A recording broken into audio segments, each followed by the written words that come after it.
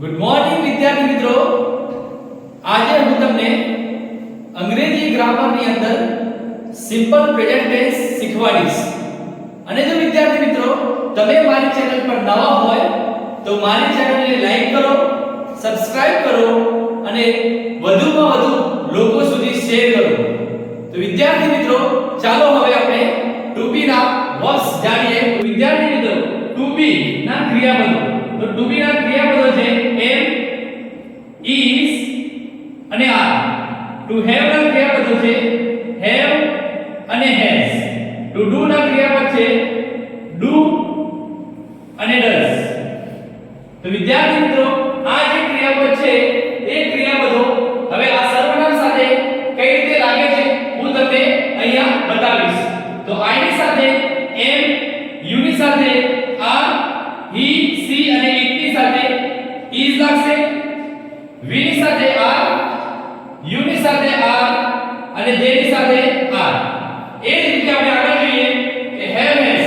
તો I ની સાથે have, you ની સાથે have, he, she, it ની સાથે has,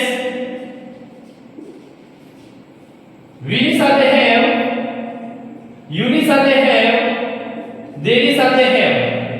એ જ રીતે આગળ જોઈએ I ની સાથે do, you ની સાથે do, he, she અને it સાથે does લાગશે વિદ્યાર્થી મિત્રો. we ની સાથે do, you ની સાથે do અને they ની સાથે do. તો વિદ્યાર્થી મિત્રો હવે આપણે જોઈશું સિમ્પલ પ્રેઝન્ટ ટેન્સ એટલે કે સાદો વર્તમાન કાળ. તો સૌપ્રથમ આપણે સાદા વર્તમાન કાળની અંદર સાદા વર્તમાન કાળની વ્યાખ્યા શીખીશું કે સાદો વર્તમાન કાળ કોને કહેવાય. તો જોઈએ આપણે રોજિંદી અથવા ટેવવશ થતી ક્રિયાઓ દર્શાવવા માટે સાદો વર્તમાન કાળનો ઉપયોગ થાય છે. કે રોજિંદી અથવા ટેવવશ થતી જે ક્રિયાઓ હોય એ ક્રિયાઓ દર્શાવવા માટે સાદા વર્તમાન કાળનો ઉપયોગ થાય છે. તો હવે એની વાક્ય રચના જોઈએ કે વાક્ય રચના કઈ રીતે હોય. તો કર્તા પ્લસ ક્રિયાપદ, ક્રિયાપદ નું મૂળ રૂપ એટલે કે V1 અથવા S વાળું કે ES વાળું રૂપ પ્લસ કર્મ પ્લસ અન્ય શબ્દો. હવે એક્ઝામ્પલ જોઈશું. તો we play cricket every day. વિદ્યાર્થી મિત્રો આપણે સાદા વર્તમાન કાળની અંદર સાદા વર્તમાન કાળની વ્યાખ્યા જોઈ, ત્યાર પછીની વ્યાખ્યા રચના જોઈ, ત્યાર પછી એક્ઝામ્પલ જોઈ. હવે એના 4-5 જે નિયમો છે એ નિયમો અહીં આપણે જોઈએ. તો નિયમ નંબર 1, ત્રીજા પુરુષ એકવચનમાં ક્રિયાપદને અંતે s પ્રત્યય લાગે છે. નિયમ નંબર 2, ત્રીજા પુરુષ એકવચનમાં ક્રિયાપદને અંતે double s, sh, ch, x કે o આવે તો ક્રિયાપદને અંતે es પ્રત્યય લાગે છે. ત્યાર પછી નિયમ નંબર 3,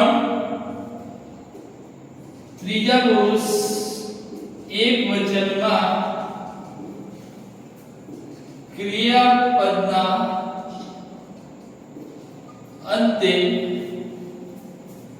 વ્યંજન પ્લસ y હોય તો y નો I કરી es પ્રત્યે લાગે છે.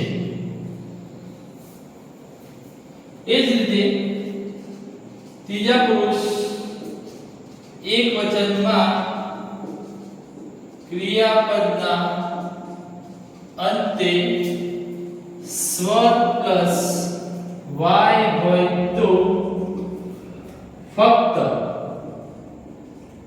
s પ્રત્યે લાગે છે. તો વિદ્યાર્થી મિત્રો, આ જ નિયમો પરથી આપણે થોડી ખાલી જગ્યા જોઈશું.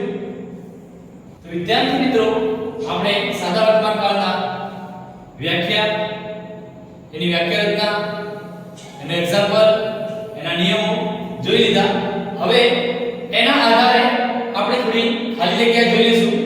તો આપેલ ક્રિયાપદોના સાદા વર્તમાન કાળના રૂપો વડે આપણે ખાલી જગ્યા પૂરીશું. તો સૌપ્રથમ ખાલી જગ્યા number 1, the boys played cricket. કૌંસમાં ક્રિયાપદ આપેલું છે પ્લે. તો વિદ્યાર્થી મિત્રો, અહીંયા જે વાક્ય છે એ વાક્યની શરૂઆત એટલે કે જે કર્તા છે શરૂઆતમાં એ બહુવચન છે, તો એના અંદર કોઈ ચેન્જીસ થશે નહીં. તો મૂળ ક્રિયાપદ એટલે કે પ્લેનું પ્લે આવશે. ત્યાર પછી નંબર 2, I blame English. કૌંસમાં છે લર્ન. તો અહીંયા ફર્સ્ટ પર્સન છે. જો આપણે થર્ડ પર્સન હોય અને એક વચન હોય તો જ ચેન્જીસ કરવાનું, અધરવાઇઝ કોઈ ચેન્જીસ કરવાનું નહીં. અહીંયા તો ફર્સ્ટ પર્સન આપેલું છે તો લર્ન પણ લર્ન થશે. હવે ખાલી જગ્યા number 3, Anand blame to school. કૌંસમાં આપેલું છે ગો. તો વિદ્યાર્થી મિત્રો, અહીંયા આનંદ એ ત્રીજા પુરુષનો છે એટલે કે ત્રીજા પુરુષ માટે આપણે he વાપરીએ તો આનંદ એ છોકરો છે એના માટે આપણે he વાપરીએ છીએ. તો એ ત્રીજા પુરુષ એક વચનનું વાક્ય છે અને ક્રિયાપદની અંતે ઓ આવેલો છે. તો આપણો નિયમ છે કે જે ક્રિયાપદની અંતે double s sh ch x કે ઓ આવે તો એવા ક્રિયાપદની અંતે es પ્રત્યય લાગે. તો અહીંયા ઓ પ્રત્યય આવેલો છે તો એની પાછળ આવશે es. તો goes થશે. નેક્સ્ટ હવે આગળ જોઈએ, a bird ખાલી જગ્યા in the sky.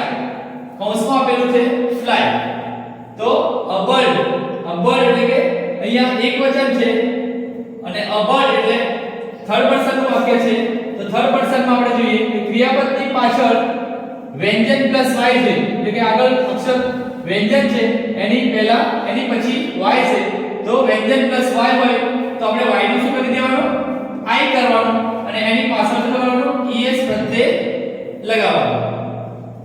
હવે જોઈએ આપણે આગળ ખાલી જગ્યા number 5, the teacher playing us. કૌંસમાં છે teach. તો આ પણ થર્ડ પર્સન નું વાક્ય છે. તો જોઈએ આપણે પાછળ ક્રિયાપદની અંતે ch આપેલું છે. તો ch તો નિયમ આપણો કે જે ક્રિયાપદની અંતે s ડબલ s sh કે ch આવે તો એ ક્રિયાપદની પાછળ es પ્રત્યય લાગે. તો આ આપણે થઈ ગઈ ક્રિયાપદ. વિદ્યાર્થી મિત્રો, અહીંયા સિમ્પલ પ્રેઝન્ટ ટેન્સ આપણો અહીંયા પૂર્ણ થાય છે. મને આશા છે કે તમને બધાને સિમ્પલ પ્રેઝન્ટ ટેન્સમાં ખબર પડી હશે.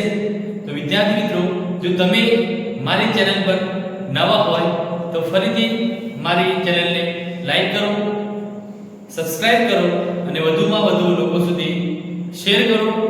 અને નેક્સ્ટ હવે આપણે મળીશું નવા વિડિયો સાથે.